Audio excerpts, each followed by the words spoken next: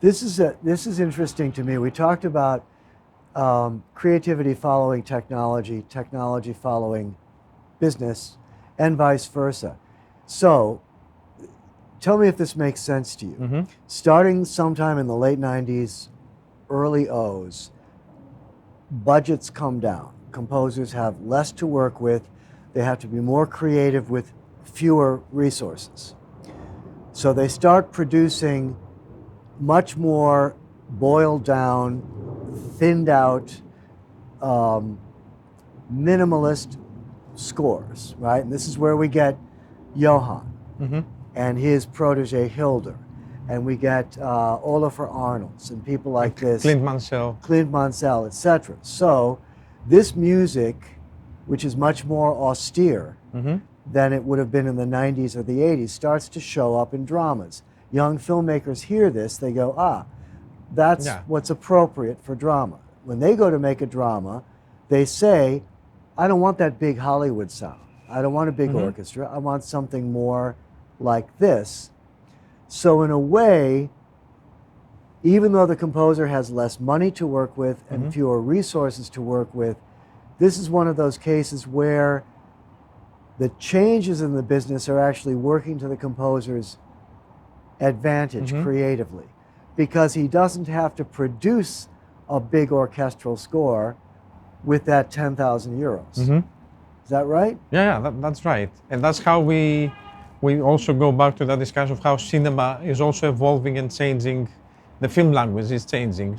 And the result of what we experienced back then in these films and those composers you mentioned, I would say it's a result of also of a director that they knew what they wanted, they knew their film language, they knew that they wanted to tell the story like that. So when you watch a film by, I was Duncan Jones, I think, with Moon and Clint Mansell, amazing score. It's it's sparse, it's minimal, it does amazingly effective job. I wouldn't imagine a director taking the script of Moon and filming it like that in 1993, for example. They would be having someone else, they might be having the Alan Silvestri scoring it. But so it goes parallel. The industry is changing, yes, but also because the directors, the visionary directors or the good ones, that they are not just hired to execute, but they have a vision when they get a script in their hands. They also know not only about the camera lenses and the lights, they also know about what they want in music.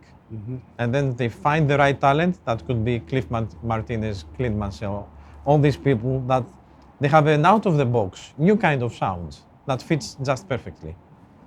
So it's not only because of the limited resources or they drop the budgets and all that. That must have helped in many cases, I agree, to push the creative juices a bit more. We have to be more creative in how to handle this low budget thing. But I find that cinema changed really, mainly. You will have so many new directors and voices that they want, like Paul Thomas Anderson and Johnny Greenwood. It's a language we didn't experience before. It's new, it's his language, and it's also Johnny Greenwood's language that complements. No, limitation is generally a healthy thing for artists. I don't like the fact that these people I'm sending out into the world may not be able to make a living doing what they're doing, but creatively,